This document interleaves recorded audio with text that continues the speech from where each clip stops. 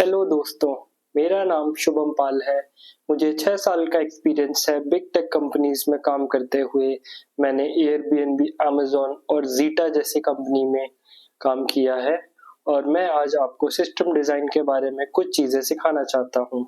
आज की वीडियो में सिस्टम डिज़ाइन के जो चीज़ें हम पढ़ेंगे वो है एपीआई गेटवे, सर्वर, डेटाबेस और मैसेज क्यूज़। एपीआई गेटवे, तो हमें एपीआई गेटवे की ज़रूरत क्यों पड़ती है? एपीआई गेटवे हमें राउटिंग में हेल्प करता है।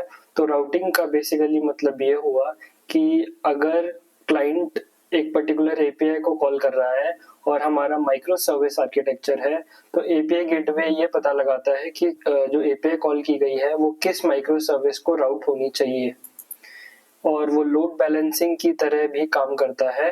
तो लोड बैलेंसिंग में एपीआई गेटवे ये पता लगाता है कि आपके उस पर्टिकुलर माइक्रो सर्विस के कौन से मशीन को वो रिक्वेस्ट जानी चाहिए, डिपेंडिंग अपॉन द लोड जो कि बाकी मशीन्स पे है, या सीपीयू यूजेज या मेमोरी यूजेज या नंबर ऑफ रिक्वेस्ट वो प्रोसेस कर रही हैं। और जो थर्ड चीज एपीआई गेटवे करता है वो है ऑथेंटिकेशन। ये बेसिकली वेरीफाई करता है कि यूजर ऑथेंटिकेटेड है या नहीं, उसने लॉगिन किया है या नहीं। ऑथेंटिकेशन ये पता लगाते हैं कि यूजर ऑथेंटिकेटेड है या नहीं, उसने ऑलरेडी लॉगिन किया हुआ है या नहीं किया हुआ है। और फोर्थ चीज जो एपीआई गेटवे करता है वो है रेट लिमिटिंग, कि अगर कोई यूजर आपका बहुत ज्यादा रिक्वेस्ट कर रहा है, लेट से 1 मिनट में 1 मिलियन रिक्वेस्ट, तो ऑटोमेटेड वे में कोई बॉट वगैरह हो सकता है या फिर कोई एक्चुअल यूजर भी हो सकता है जो कि आपकी सर्विस पे हाई एपीआई कॉल्स करना चाहता है। और जो पांचवी चीज है वो है एसएसएल टर्मिनेशन। तो एपीआई गेटवे आपका जो एसएसएल, जो आपका एनक्रिप्शन डिक्रिप्शन है एपीआई रिक्वेस्ट का, वो भी करता है, क्योंकि ये आपकी हर सर्विस को रिक्वायर्ड होगा। तो ऐसा नहीं होना चाहिए कि आपकी अलग अलग सर्विस अपना एसएसएल टर्मिनेशन खुद से कर रही है। तो ये रिस्पॉन्सिबिलिटी भी इसीलिए एपीआई गेटवे को दे दी जाती है। और कैशिंग भी करता है एपीआई गेटवे, जो भी फ्रीक्वेंट रिक्वेस्ट के रिस्पॉन्सेज हैं वो कैश कर लेता है, ताकि बैकएंड में बार बार माइक्रो सर्विस को कॉल ना करना पड़े, जिससे हमारी लेटेंसी भी डिक्रीज होगी और एंड यूजर को फास्ट रिस्पॉन्स मिलेगा। अब एपीआई गेटवे कौन कौन से मार्केट में अवेलेबल है, हम जिन्हें यूज कर सकते हैं। पहला है AWS एपीआई गेटवे, ये आपको AWS के अकाउंट में मिलता है जिसे आप यूज कर सकते हैं। दूसरा है Nginx, तो Nginx एक ओपन सोर्स एपीआई गेटवे है। और थर्ड है जुल भी नेटफ्लिक्स का बनाया हुआ एक एपीआई गेटवे है जो कि अभी ओपन सोर्स है।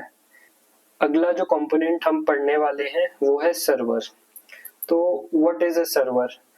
तो जो सर्वर है आपका, वो क्या करता है कि आपका जो कोड है, बैकएंड कोड, वो आपका सर्वर पे रन हो रहा होता है, और सर्वर सारी रिक्वेस्ट को लिसन करता है और फिर उन्हें प्रोसेस करके उनका रिजल्ट वापस देता है एंड यूजर को। इसके लिए सर्वर एपीआई प्रोवाइड करता है, जिसके थ्रू जो क्लाइंट या यूजर्स हैं वो सर्वर को कॉल कर सकते हैं और उनसे डेटा लेके आ सकते हैं। तो इसीलिए आपकी जो बैकएंड सर्विसेज होती हैं वो सर्वर्स पे रन होती हैं। सिमिलरली वर्कर नोड्स होते हैं। तो वर्कर नोड्स क्या होते हैं? अगर एडहॉक आपका कोई प्रोसेसिंग करना है तो उस टाइम पे आप एक वर्कर नोड के फॉर्म में सर्वर को स्पॉन कर सकते हैं। फिर सर्वर आपका वो एडहॉक प्रोसेसिंग कर सकता है। फॉर एग्जांपल, आपका मैसेज क्यू में कोई मैसेजेस आ रहे हैं, उन्हें प्रोसेस करना है, तो उसके लिए वर्कर नोड स्पॉन होके वो काम कर सकते हैं। अभी मार्केट में कौन कौन से सर्वर्स अवेलेबल हैं जो कि हम यूज कर सकते हैं? Amazon के AWS के थ्रू आपको EC2 प्रोवाइड होता है, जिसके थ्रू आप सर्वर्स ले सकते हैं और उस पर अपना कोड रन कर सकते हैं। सिमिलरली गूगल GCP में आपको कंप्यूट इंजन प्रोवाइड करता है, जिसके थ्रू आप सर्वर्स को यूज कर सकते हैं। और उसी तरीके से माइक्रोसॉफ्ट ने एज्योर में वर्चुअल मशीन दे रखी है, जिसके थ्रू आप सर्वर्स को एक्सेस कर सकते हैं और उस पर अपना कोड डिप्लॉय कर सकते हैं।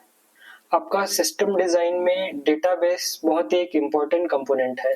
तो डेटाबेस का काम क्या होता है? डेटाबेस का काम होता है डेटा को सेव करके रखना सेफली, ताकि वो लूज ना हो, और अगर कभी भी यूजर किसी डेटा को रिक्वेस्ट करता है तो ये उसे फास्ट वे में सर्च करके लाके यूजर को रिटर्न करे। तो ये काम है डेटाबेस के। तो इसीलिए बहुत एक इम्पोर्टेंट कंपोनेंट है सिस्टम डिजाइन में। अब आपके डेटाबेस मेनली दो तरीके के होते हैं। पहला होता है आपका एसक्यूएल डेटाबेस और दूसरे होते हैं आपके NoSQL डेटाबेसेस। तो अगर आपका डेटा स्ट्रक्चर्ड है और एक प्रॉपर स्कीमा है डेटा के अंदर जो कि फिक्स रहने वाला है, और अगर आपको एसिड प्रॉपर्टीज चाहिए, आपको ट्रांजैक्शंस चाहिए, और अगर आपको मल्टीपल जॉइंट्स लगाने पड़ेंगे अपनी प्रोसेसिंग के लिए, तो उस केस में आपको एसक्यूएल डेटाबेस यूज करना चाहिए। और एसक्यूएल डेटाबेस में आपके पास बहुत तरीके के इंडेक्सेस प्रोवाइड होते हैं जिससे आपकी क्वेरीज फास्ट होती हैं। तो एक बहुत अच्छा एग्जांपल एसक्यूएल डेटाबेस का पोस्टग्रेस है। तो पोस्टग्रेस एक ओपन सोर्स एसक्यूएल डेटाबेस है। ये एक बैटल टेस्टेड डेटाबेस है। बहुत सारी कंपनीज पोस्टग्रेस को यूज करती हैं। दूसरा है माईसीक्वल। माईसीक्वल भी एक ओपन सोर्स एसक्यूएल डेटाबेस है। इसमें पोस्टग्रेस के मुकाबले कम फीचर्स हैं, but still for startup projects और अगर आपको एसक्यूएल चाहिए तो आप माईसीक्वल प्रेफर कर सकते हो। फेसबुक ने भी अपने स्टार्टिंग के बहुत सालों तक अपने सारे यूज केसेस के लिए माईसीक्वल डेटाबेस को यूज किया था। दूसरी तरफ आ जाते हैं NoSQL डेटाबेसेस। तो अगर आपका जो डेटा है वो एक अनस्ट्रक्चर्ड वे में है और उस केस में आप NoSQL डेटाबेसेस को यूज कर सकते हैं। ये इसको हॉरिजॉन्टली स्केल करना बहुत आसान होता है और ये आपको बहुत हैवी राइट्स प्रोवाइड करता है हाई थ्रूपुट के थ्रू।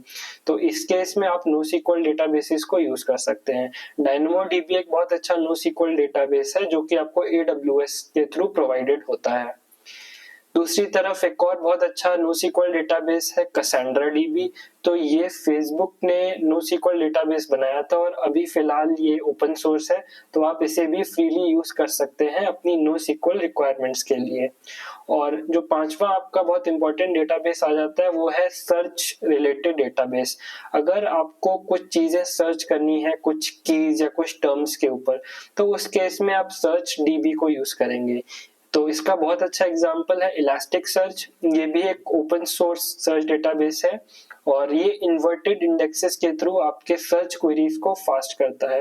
तो अगर कभी भी आपको सिस्टम डिजाइन में किसी डेटा को सर्च करना हो तो उस टाइम पे आप इलास्टिक सर्च को हमेशा यूज कर सकते हैं। जो छठा और बहुत ही इंपॉर्टेंट एक और डेटाबेस है वो है रेडिस। तो रेडिस आपका कैश होता है। तो अगर आपका कोई डेटा बहुत ही ज्यादा फ्रीक्वेंटली राइट या रीड हो रहा है तो उस केस में आप उसे रेडिस में रख सकते हैं। ये एक इन मेमोरी डेटाबेस है। तो इन मेमोरी के होने की वजह से ये रैम में रहता है और इसीलिए बहुत फास्ट होता है, क्योंकि इस केस में डेटा को एक्सेस करने के लिए कोई डिस्क का एक्सेस नहीं होता। तो रेडिस बहुत ही इंपॉर्टेंट है कैशिंग के लिए। आप इसे जहां भी कैशिंग की रिक्वायरमेंट हो वहां पे यूज कर सकते हैं। Message queue. तो जो मैसेज क्यू है वो क्यों यूज होता है? मैसेज क्यू आपका सर्विसेज के बीच में कम्युनिकेशन या डेटा सेंड करने के लिए यूज होता है। तो जस्ट लाइक आपकी रेस्ट एपीआईज होती हैं या आपके आरपीसी कॉल्स होते हैं इंटर सर्विस कम्युनिकेशन के लिए, उसी तरीके से आप मैसेज क्यूज का भी यूज कर सकते हैं सर्विसेज में मैसेजेस डेटा को पास करने के लिए।